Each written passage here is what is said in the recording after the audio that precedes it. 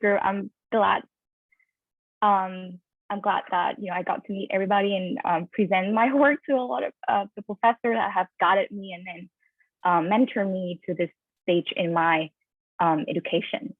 So currently, right now, we're with Dr. Luis Rivera. Our lab is called the Rutgers Implicit Social Cognition Lab, and I'm also currently the chair of the SBSP Social Personality Society for Social and Personality Social Psychology Student Committee. So today I'm going to talk about my research on self-compassion and prejudice. This is like research I've been conducting for the last 2 years, but they are not my dissertation. So this is like a side by side with my dissertation. As the title you guys have seen, I'm interested in the intersection of well-being and prejudice. So in this current project, I have data to show you guys. I'm going to talk about the relation between self-compassion and prejudice. My dissertations will be on how emotion regulations of emotion acceptance affect collective guilt in racial inequality context as well. But I will save that for later, hopefully, and then I'll focus on my research today on self-compassion and prejudice. So, as a social psychologist, I have always been intrigued by how people's attitudes about others are actually affected by our own attitudes about ourselves.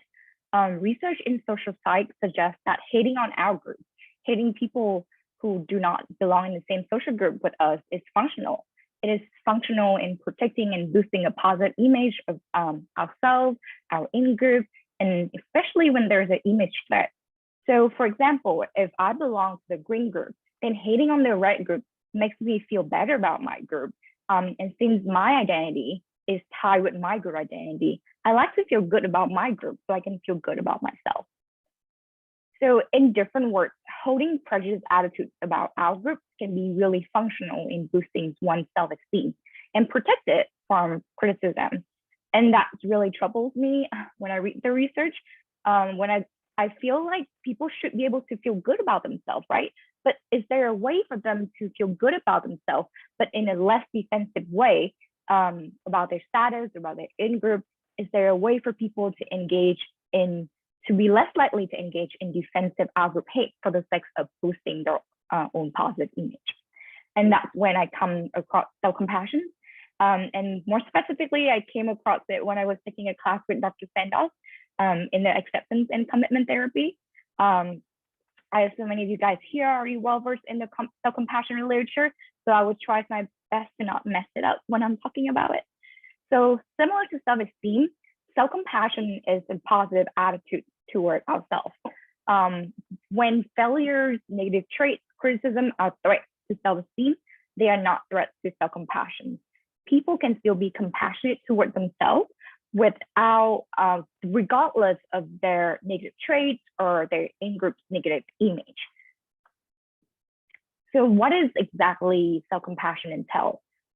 Self-compassion is essentially how you approach yourself during a negative experiences. It includes mindfulness, being aware of the physical, emotional, mental pain at the moment. It also includes self-kindness, treating ourselves with kindness and support during hardship, and common humanity, recognizing that struggles and failures and imperfections are just normal parts of being human. So existing research on self-compassion provides a pretty clear picture that self-compassion is beneficial for one's psychological and well-being. However, less is known about self-compassion and its relation and effects on social outcomes, especially on intergroup outcomes, and that's where my research interests lie. One thing we do know about self-compassion per social side is that it's related to compassion for others. Even though these two constructs share a similar underlying caring approach, they are two distinct psychological constructs with correlations ranging from 13 to 31, and they have different outcomes as well. They can predict different outcomes as well. So then my research questions are individual differences in self-compassion related to out-group prejudice? In other words, are people who are more compassionate toward themselves also less likely to engage in out-group prejudice to feel good about themselves. And my second question is, can self-compassion interventions reduce outgroup prejudice effectively? So to answer these questions, I conduct 3 studies. I will talk in the first study, I'll test the first question, and in study 2 and 3, I will. All of these studies are pre-registered and conducted at Rutgers University in New York. So study 1 is a cross-sectional study with measures of self-compassion, outgroup prejudice, compassion for others, and self-esteem. Again, my main research goal was to investigate the relation between self-compassion and outgroup prejudice. So I measure attitudes toward 4 outgroups in the study, which are homeless people, senior citizens, Asians, and Christians. I chose these 4 outgroups because according to the research for stereotype content model, these groups are representative of almost all outgroups in people's cognition because they are viewed with varying degree of perceived warmth and competence. So homeless people are supposed to be viewed with low competence, and Asian are supposed to be viewed with high competence but low warmth. And senior citizens will be low competence with high warmth, and Christians will be with high warmth and high competence. So I try to choose these 4 groups so I like the outgroup measures composure can be representative of most outgroup prejudice. I also exclude participants' responses about a particular group if they identify with that group. For example, if participants disclose that they have experienced homelessness before, I exclude their responses from their homeless people attitude scores. So I include self-esteem because self-compassion and self-esteem are oftentimes highly correlated with each other. So I want to control out the influence of self-esteem in the analysis. For the measures I use for self-compassion, I use 26 item self-compassion score. The reliability is pretty high. For compassion for others, I use the Palmier et al. Compassion scale containing 16 items. Example of an item would be, I like to be there for others in times of difficulty. The Rosenberg esteem scale have 10 items with example like, I am able to do things as well as most people. For the outgroup prejudice, I measure their feeling toward the group on the level of like how much do you find these groups favorable, and then how competent you find these groups are, as well as some effective measure of emotions, and then I combine it to a composite, which higher score mean higher prejudice. The reason why I measure compassion for others because I hypothesize that the relation between self-compassion and prejudice is mediated by compassion for others, such as individuals who are compassionate to self are also more likely to be compassionate toward others and therefore less likely to engage in outgroup prejudice. So here are the results. In study 1, I first ran a hierarchical regression analysis. In model 1, I entered self-esteem as previous, I entered gender, as previous research show men tend to show higher outgroup prejudice than women. And I found similar pattern here in my study. I dummy code female as 1 and male as 2. Then I entered the 3 subcomponents of self-compassion: self-kindness, common humanity, and mindfulness. The 3 self-compassion components significantly explain 5% more in the variance.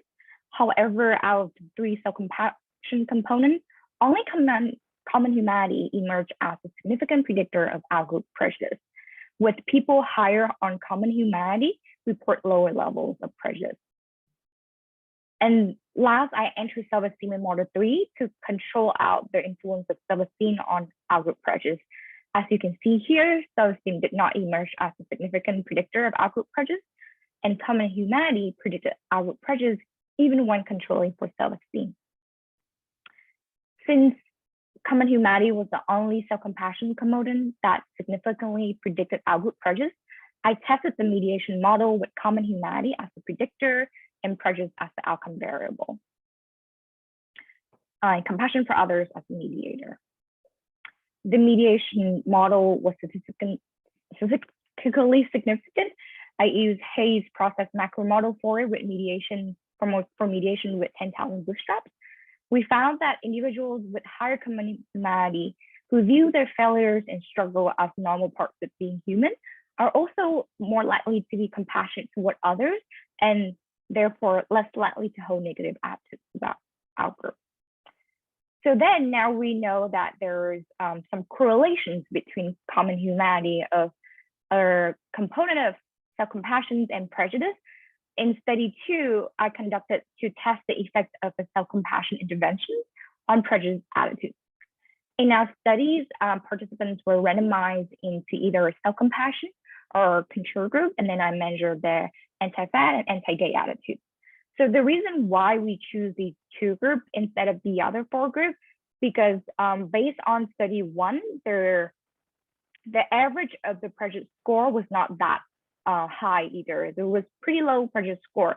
So we want to measure some prejudice that may be more stronger on the campus, and based on previous studies that have been conducted, people tend to have high anti-fat attitudes and attitudes to what negative attitude toward gay men. So that's why we chose these 2 to see if self-compassion can be effective in reducing these high level of prejudice.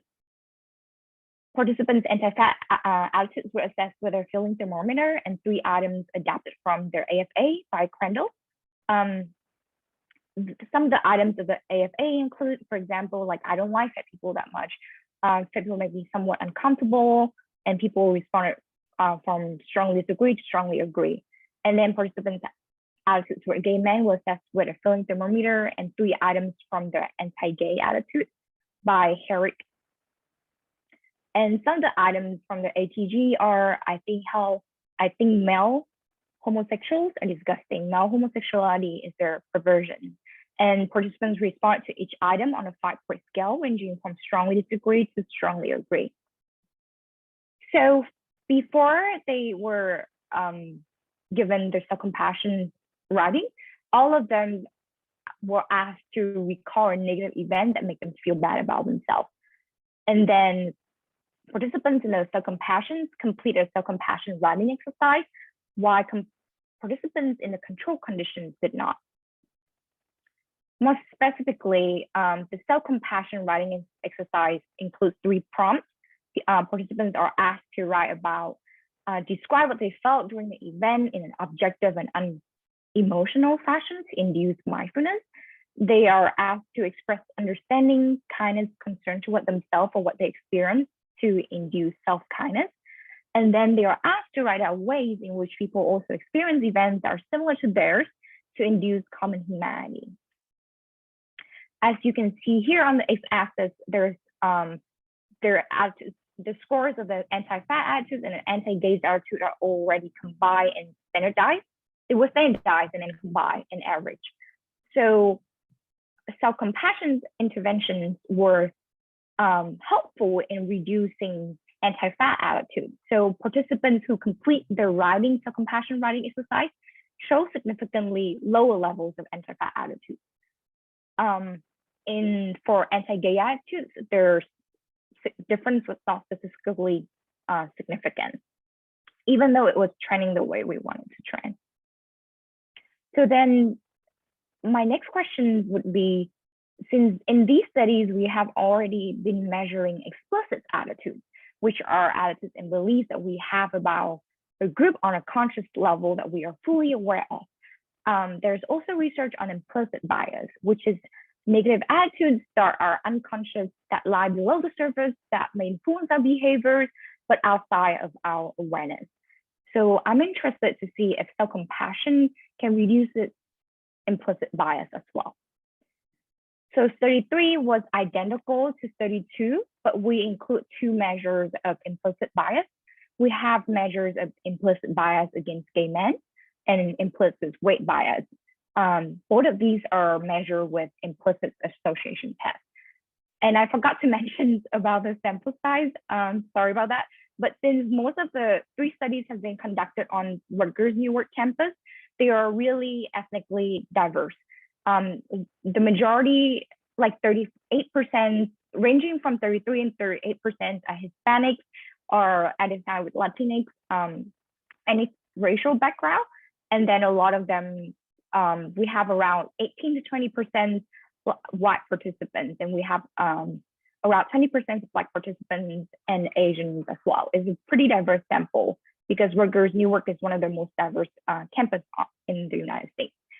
What is really encouraging, I feel for me, is that in study 2 and 3, we have around 20% people identify as non-straight. So only they identify as some sexual identifications that are not straight. So for these scores, when I analyze explicit and implicit bias against gay men, I exclude participants who did not identify as straight because they can view that group as the in group. And I'm mostly interested in out group prejudice about people who do not belong to the same social group with you. So based on the responses from study 2, some participants were writing about negative events where they're obsessed with somebody but not themselves. So to make this more specific to regulating self-relevant threats, we instruct participants to not write about a situation where they're obsessed with someone else, but about a situation when they're feeling bad about themselves or they were going through a hard time. And then their self-compassion writings were identical. Participants in the control group, again, did not complete any writing exercise. And for their implicit bias, so for the first IAT is implicit bias against gay men. Here are how it looks like to the participants. There are some stimuli falling into category of good, bad, straight people, or gay men. For straight people, we use 3 pictures of straight couple, and then for gay men, we use 3 pictures of gay men.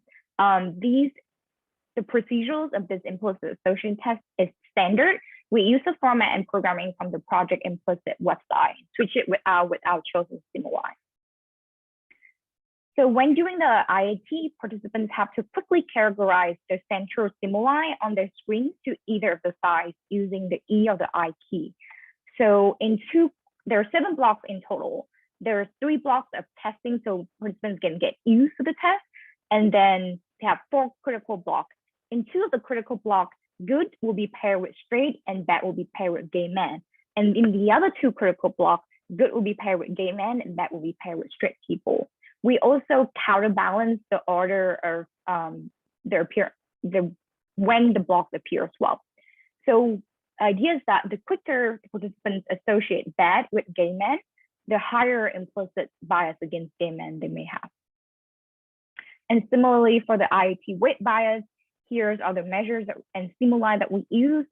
These measures and pictures have been taken from the Project Implicit and has been used a lot in assessing implicit bias that had to show high validity. So again, there's similar to their other IAT, there are also 7 blocks in this one as well. So here's what we found. So we actually felt I did not replicate their effect of self-compassion interventions on the explicit attitude at all. Self-compassion interventions was not significant in reducing either explicit anti-gay attitudes or explicit anti-gay attitudes. However, for the implicit anti-gay attitude, it's like for people in the control group actually have significantly higher implicit bias score than people in the self-compassion group, showing that self-compassion intervention may be promising in reducing implicit anti-gay attitudes. However, it did not really reduce implicit anti-fat attitudes. And these results are really surprising to me because I know existing research showing that self-compassion help with body image concerns and issues too, but it's interesting that it did not reduce explicit bias or implicit bias against weight bias. So to summarize, across 3 pre-register studies, we found that individual differences in self-compassion's component common humanity is linked with less explicit prejudice toward our groups. And this relation is explained by compassion for others in study 1. Again, the effects of self-compassion interventions on implicit and explicit prejudice toward our groups are less clear. It reduced explicit anti-fat attitudes in study 2, but it did not. We could not replicate that in study 3. It reduced implicit anti-gay attitudes in study 3, but it did not affect explicit anti-fat attitudes or also implicit anti-gay attitudes. And there's some limitations to our studies as well. All 3 studies are conducted with university students at Rutgers, New York, and so they're a convenient sample that may not be representative of their US nation. The outgroups in study 1 are different from the outgroups in study 2 and 3, which may be the reason why the self-compassion intervention was not effective in reducing. And again, we chose anti-gay attitude in study 2 and 3 because the mean prejudice score for the outgroup in study 1 was not that high. And one thing that we did include a manipulation for their self-compassion intervention, the writing exercise. And in the first study, we used the Rays et al. Short self-compassion short scale, but it did not, people in self-compassion group did not report significantly higher self-compassion score than people in their compassion, in the control conditions after they both did their exercise. And in the study 2, we used a state measure of self-compassion, and there was not statistically different. So even though this self-compassion intervention has been used a lot in research, I use this from Leary et al. In 2000. The first study came out in 2007, and they have been using this method quite frequently, at least in social psychology, but it's actually failed to pass the manipulation check. And actually, those papers did not really include a manipulation check as well. So that may be a major flaw of our study 2 and 3. So for future directions, I would like to use nationally representative samples, so conducting studies on mTERGs and prolific. I also want to use a stronger self-compassion intervention that can actually induce a stronger sense of self-compassion. And I would love to replicate the findings in a different country to see the cross-culture as self-compassion can function the same way in different culture and settings. And again, I really want to test the effects of self-compassion interventions on the outgroups that were actually chosen in study 1, the Asians, homeless people, and senior citizens. And I'm also interested in the long-term effect of self-compassion intervention as well. So conducting longitudinal study to see if there is a long-term effect of self-compassion intervention on prejudice over time. So yes, thank you for listening, and I hope my studies inspire you to cultivate both compassion for yourself and compassion for others. I just want to thank Dr. Bro, Dr. Sandos, and Dr. Lee for really helping me with my education. And this is my new lab, Rutgers Implicit Social Commission Lab with, as you can see here, Dr. Luis Rivera, we have also a criminal justice professor in our lab, Dr. Bonita Vase, and a postdoc, Sophie Kuhinka, and Claudia was our previous lab manager. And here's my information. And thank you guys for listening to my talk. Thank you, Annie. That's a wonderful presentation and really well-planned study, and just so impressed. So I'm now going to open it up for questions. One question I got in the chat was that other students may be interested in your finding. Would you share your presentation? I want to let everyone know that the recording of this presentation and all brown bag presentation is going to be in our YouTube playlist, which is sent out in every brown bag announcement. So you can always look it up there. And if you want to share the YouTube link to other people, feel free to. I'm assuming that our speaker wouldn't mind. And the other question we have is, Annie, have you thought about testing a smaller rural community outside metropolitan areas? Yes, I would love to do so. I would love to be able to collaborate because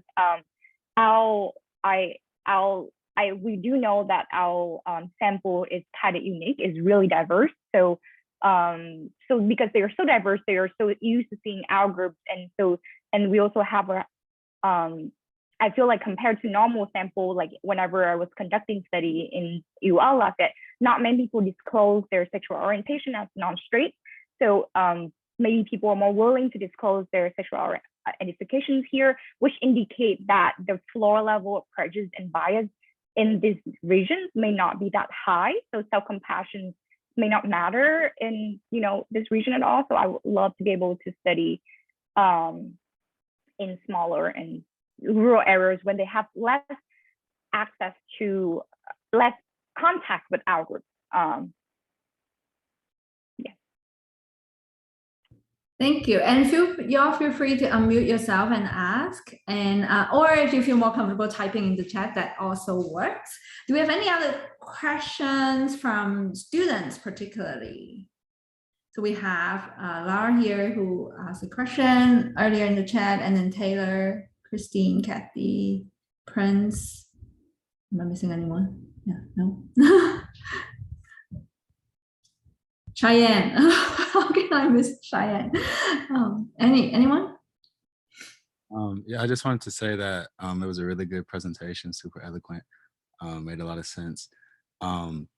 I plan to use gender roles as my independent variable for my thesis. It's brand new, so I think it would be nice to like have your help if you're available and kind of talk to you. Yes, just shoot me an email. I'll let me actually open their share screen again, maybe one time. You guys feel free to contact me. That's my email. I also on Twitter as well. Like I just recognize now in my PhD, like academic Twitter is a thing that is really lively. So a lot of graduate students may really benefit on academic Twitter.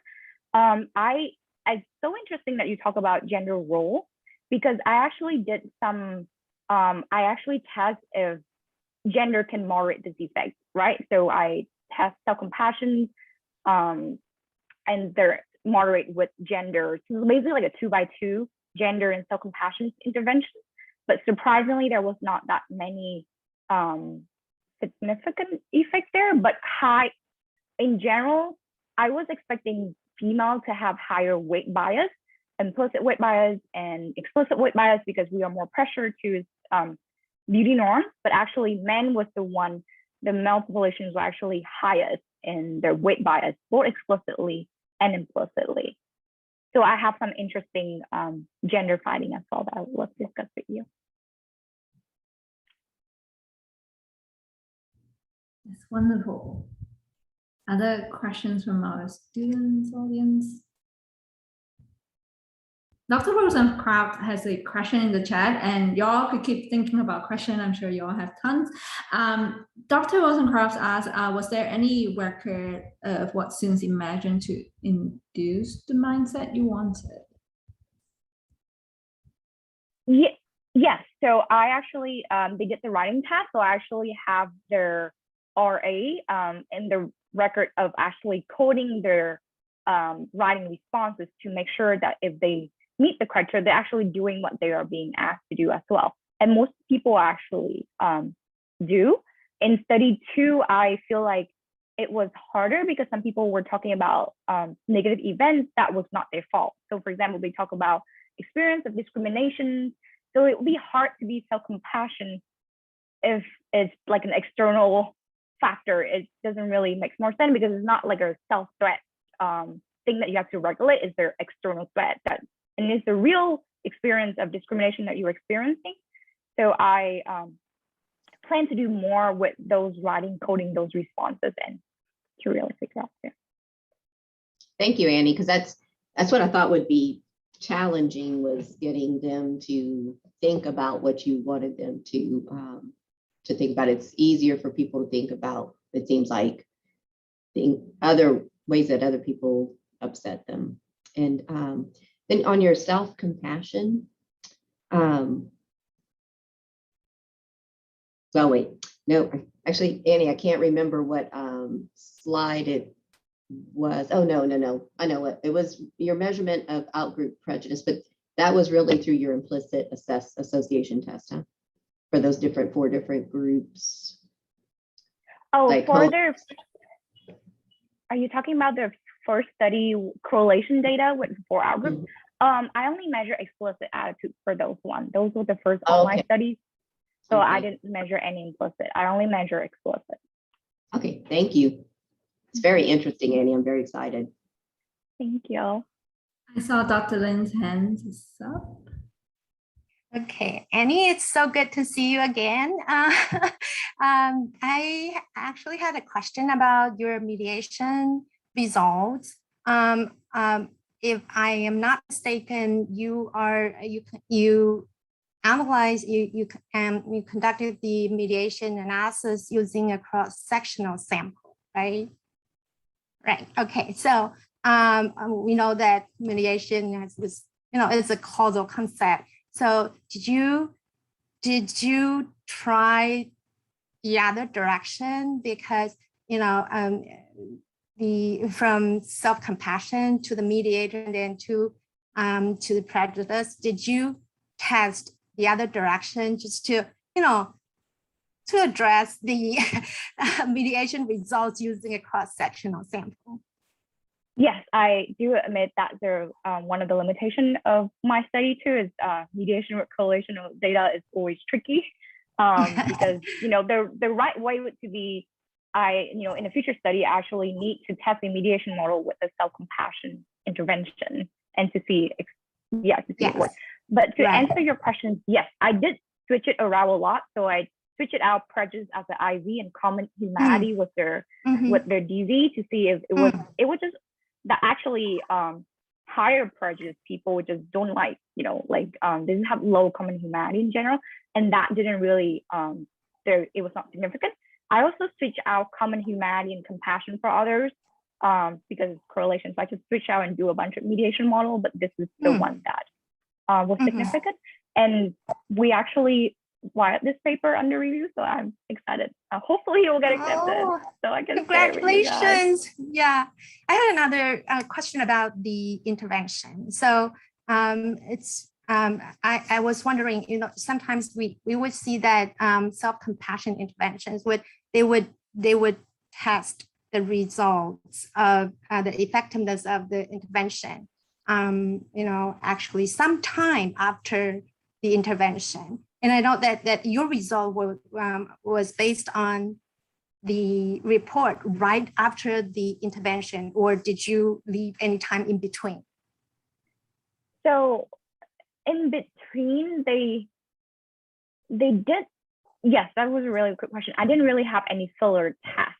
So I didn't really have a filler task. I just let them go straight to the counterbalance order of all the outcomes. So maybe that's another thing too that I may can have some filler tasks too, like TMTs let work a little bit. I see. Yeah, it would be really great that you have this, you have them come back, at least part of them, and then to look at how this effectiveness would sustain. So this is a very minor suggestion. Thank you so much. Thank you. I would love to collaborate with somebody who are already doing self-compassion interventions, and I can just measure their outgroup attitudes along the way. All of these studies was conducted during COVID pandemic, so that was pretty hard too. So they had to be all online. Yeah.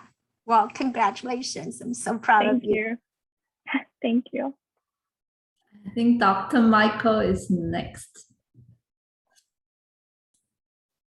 Hi, Annie. Thanks so much for the talk. Really appreciate you coming in and talking to us about that fascinating topic. I have a question, and I'm sorry if you covered this in the talk and I missed it. What kept popping into my mind as you were speaking is what's the mechanism by which this self-compassion intervention can actually change people's implicit or explicit attitudes? And sort of a quick follow-up to that is, would you anticipate that it would affect one of those two things more than the other, like more on the explicit than the implicit, and why? If you could just talk about that. Yes. So my reasoning for the between self-compassion and outgroup prejudice is that existing research on outgroup prejudice show that it can be a defensive strategy, right? To boost your self-image and boost your group image, to feel good about yourself. So self-compassion is actually a really good threat regulation strategy that is not involving being defensive, which is embracing the flaws. So for example, if I'm a Vietnamese and somebody attacked my nation on some flaw, I can just be like, oh, you just, let's say like from like you're just Korean, you're not Vietnamese. So like people can engage in defensive hating on our group in order to boost the image of their in-group. So I think about self-compassion is relegate threats, specifically threats to self-image and threats to group image. And that's a really good question about explicit and implicit bias. I think that existing research on explicit and implicit bias is that recent research on implicit bias show that implicit bias is more functions of their context around you. So people do have bias, but it's more functions of structural system and stereotypes that exist in their context environment. So it's a little bit hard to change. Actually, even though I found that is reduced implicit bias in this cross-sectional study, I have to be honest that most research on interventions on implicit bias doesn't really show long-term change. They change it in their lab or in the study, but they don't really see long-term change. So I would expect self-compassion to work at least better on the explicit level than the implicit level as well. And I assume that, and when I'm saying that implicit bias is a function of outside, it's also their interaction between the person and their context, right? So I feel like for implicit, their role, the context, a little bit higher. There's still a role of their person as well, and that's where self-compassion can help, but not that much compared to explicit bias. Thank you. I love your cat painting. Yes, I very right. And Dr. Thomas, next. Yeah, Annie, you did a great job. Your idea of self-compassion is really intriguing. So I, being new and I haven't met you before, I study diversity and inclusion in the workplace. So this is a really cool idea. I had a question regarding your first study though. When you looked at the compassion, did you see, or your prejudices, did you see any differences in the prejudice reported towards like the different groups you used? So like senior citizens versus homeless persons, because they do vary like based on that stereotype content model, like warm, like high warmth, high confidence, those kinds of things. Did you see any differences there? Yes, so they were different in their strength of relations between self-compassion and their explicit bias, but they were all trending in their same direction. And that's a really good question. I need to double check which group that was increasing, that it was most related to. I think it was surprisingly Asian people that self-compassion work. I think because Asians are perceived as high competence, so it's more threat to the group, and maybe that's why. Yes, I have to be honest though, I tried to replicate their warmth and competence in our study. It didn't really map out like the four quadrants, like what Susan Fisk would imagine it to function. But also our sample is not representative of the nation at all. It's really highly diverse. So. Right, because I wonder too, like as a follow-up, would you expect like self-compassion to be more informative for like impacting prejudices towards those groups that might be perceived as like high competence, low warmth, like, or high competence, high warmth, like does that level of warmth and confidence mixture impact the extent to which self-compassion might be better utilized? Because I could imagine in situations where we perceive those groups to be low in warmth, it might have a hard time for us to have our compassion impact our prejudices towards them. Yes. It was really interesting that I did try to do some like warmth and competence interactions, but warmth and competence was really highly correlated. They were correlated at 0.77. So they were not like they're supposed to be with stereotype content model. They were really kind of like the same, like 0.77 is really high correlation as well. So a part of me think that I think your hunch is right. I think later on I need to really measure the threat to see, I think the higher the threat to the group image, then they're maybe they're stronger, their relation between self-compassion and prejudice. If, for example, I think that sometimes that maybe homeless persons or senior citizens don't really pose a threat to our group image that much, even though they are our group. So maybe people who are higher maybe pose a higher threat to the distinctiveness of our group. Yeah, excellent. Thank you. Thank you, Dr. Coleman. Dr. Bro? Annie, I'm so excited to hear that you're continuing on this road. So this is really exciting. The question I kind of had more to do with that common humanity, where you found that significant mediation, and just wondering if you had thought about or were interested in even ways that we could potentially increase common humanity. Like, is there a way that we could do that? Is that something you'd be, interested in? Have you thought about that? And that's sort of my broad open question for you. Yes. So I think that based on the study, one that is, actually common humanity is the one that stands out. So and actually common humanity is distinct, but kind of similar to another concept called superordinate identity. So basically think of all humans as one human category. And whenever you activate that human superordinate identity, it has been shown to reduce prejudice. Common humanity is similar, but it takes it a step further, is that we are all humans, but we all share like suffering, negative traits, and all of these negative things. So I'm really interested in honing on this common humanity too, to see if it can increase compassion and prejudice, reduce prejudice as well. Thank you. Yeah, great. And then I thought, that's kind of relevant to identity, right? So we're all dual identity in some sense, right? We have a superordinate identity of humanity and then a subordinate identity of whatever group we belong to. So I thought that your response is very insightful. Any other questions? I see that Lara asked another question in the chat. Is self-compassion learned from our caregivers? Do you have any developmental or I don't know, that relate to this? I'm actually not really sure if I think there must be some study on attachment style and maybe on parental and self-compassion, but I'm not really, I have to be honest, I'm not really well versed in that. But I think one of the things that is most important is that self-compassion, why I'm so interested with it, is that it can be changed and it can be increased, right?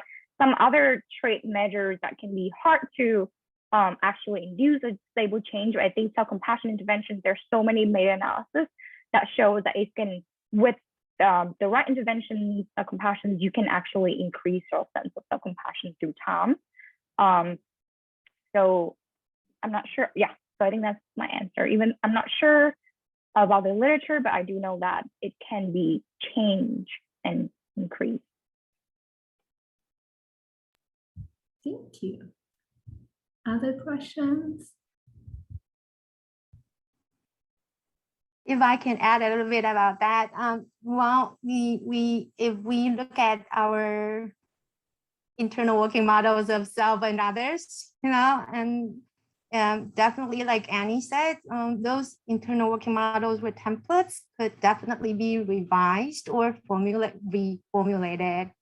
It has a lot to do with how we see ourselves or how we view other people. And those templates, those internal working models, developmentally, they were formulated early in life, but they could be changed, So I totally agree with what Annie said, that there could be some interventions to direct people's, attention to their own internal working models of the self and others, and then try to improve the intersubjective reasoning, how you reason about the self, how you reason about others, and to try to formulate a more adaptive and more helpful models as we go about interacting with social others. Great. And is there any other questions, comments? Yeah, almost time. I saw that Dr. Lin has her mask on, probably has to run to another meeting, right? And then I saw, it's almost one. So if there's no other questions, no other final comments, then I am going to wrap this up and end the meeting. Okay, no other questions, comments? Okay, great. And it's such a pleasure to have Annie here today. I really enjoyed that. And you've made the talk very engaging too. And so it's just wonderful. Thank you guys so much for all the kind words. And yes, all of my research idea, I think it's like, all of this research idea came up when I was, transitioning from Lafayette from here as well. I could not have these research ideas without my training at UL. So thank you all for being wonderful educators and mentors to me. You're so welcome. And thank you. All the best to your future research, your dissertation, and you're always welcome back here. And now you know more of us. That's even great. Okay, see ya. Thank you, everyone. Bye. Bye.